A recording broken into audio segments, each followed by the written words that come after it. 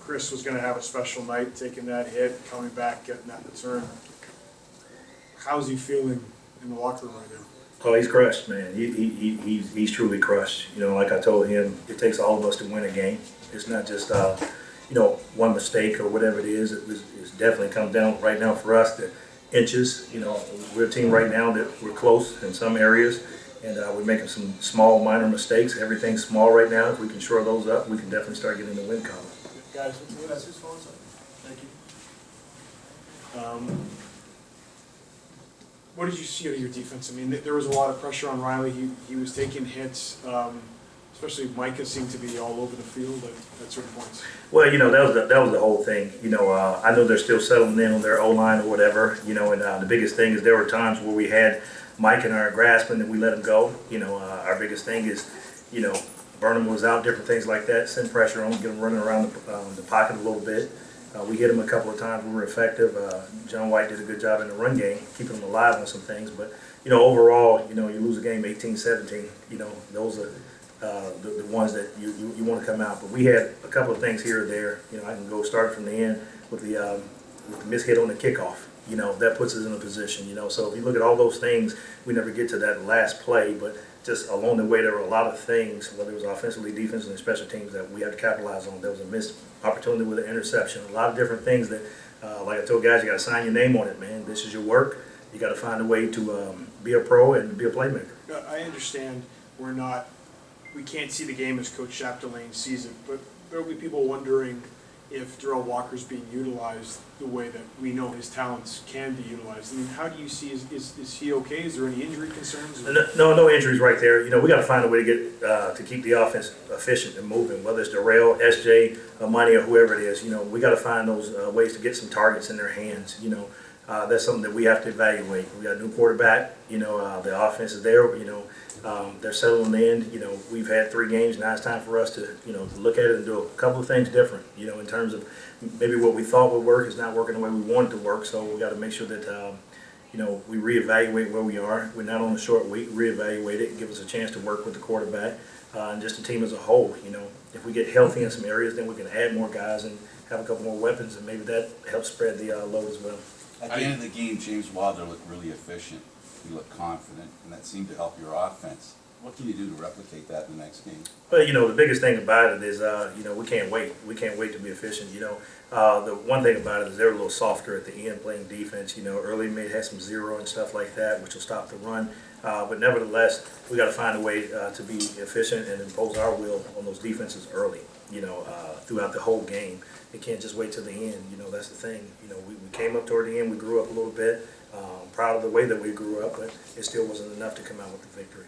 How would you assess what Todd's game to be? I can't right now in terms of me looking at it and saying what he should and shouldn't do. Right now, you know, just starting from the locker room, he was the first guy up to get everybody there and talk about how, you know, they will take strides to get better. You know, he's the consummate pro. He's going to put the time in. You know, he knows that he has to get better in terms for the offense to get better. He has to move the ball. He has to see it a little bit clearer. Jock knows he has to change some stuff around to make sure he's seeing it clear. So, you know, overall, you know, he might have played a good game, bad game. I can't tell you now. At the end of the day, it wasn't enough for us to win. But I imagine that's not how you saw that kickoff going when I imagine the special teams drew it up. Like that probably didn't want to give him that kind of field position. No, that was supposed to be a deep kick. You know, Drew misheaded it on that one right there. It had been a deep kick with that type of time. Let them drive the field and let's go to overtime. You know, we had overtime in our mind that, hey, you know, we're playing some soft coverage along the way. Then we had to go from soft coverage to man coverage and all those things. And then all of a sudden, you know, we get a little life. And then, like I said, just that close, we step on the line or whatever it is. I hadn't saw it. I just heard it. So that's tough, you know. But right now where we are is we're learning from our mistakes and we're making mistakes. We got to learn from others' mistakes, and we can't, you know, keep waiting on other guys to make a mistake. We have to come together and find a way to win. Corey, what happened on the extra point? Did Jimmy just not realize that the ball was being snapped? No, yeah, there was a miscommunication between he and Spaz. You know, and anytime you make another change, you know, now we just changed the holder to the snapper, and he thought he heard ready. I mean, set when he heard ready. I mean, it was ready, so that came out early. You know, that's one of those things where that's another point right there. You know, and when you see things like that happen, you know, those are mistakes that you don't plan on happening. You know, those guys work together. This is new for Ralphie to work in there. and he's the second guy. So hopefully along the way, those are things that we'll learn from. And then, like I said, that's one point that we needed. And then I think there's another time that we missed 3. So all those things, if you look at it, we can come out here with a victory. We just got to get better in some areas with guys getting better. And they prep the right way, but it has to turn to performance. The last time you guys were here, you guys lost by 50. Now you lose by 1. A loss is a loss, but this tonight much more painful, or is a lot more painful? You know what? A loss is a loss, Frank. When we talk about it, but the thing I told the team the other day is we're heading in a winning direction, and we're headed there. And I think that shows that we're better than we were the first week. We're better than we were the second week. And you can look here, we were better in some areas. We have to continue to build off of that, until we can get guys understanding what it is to play continuity football. And I think that's the biggest thing is cut out the mistakes. Chris Rainey, Drew, these are guys who are professionals, but for whatever reason they have a lapse. And we can't have a lapse and make up right now. We're not that strong of a team yet to have, 1 or 2 little instances. We got to be on our P's and Q's, and hopefully that serves us well that we get on a winning streak and go from there. Last question. How can you work on the fragility that this team seems to have? That interception really turned things around in the film room, whether it's in the locker room, whether it's team meetings. How can you help turn it around and give the guys confidence? Because they don't look very confident over there. Well, there's some times when they may lose it, but they're more confident than they have been in the past. And I'm not Jesus. I don't instill confidence.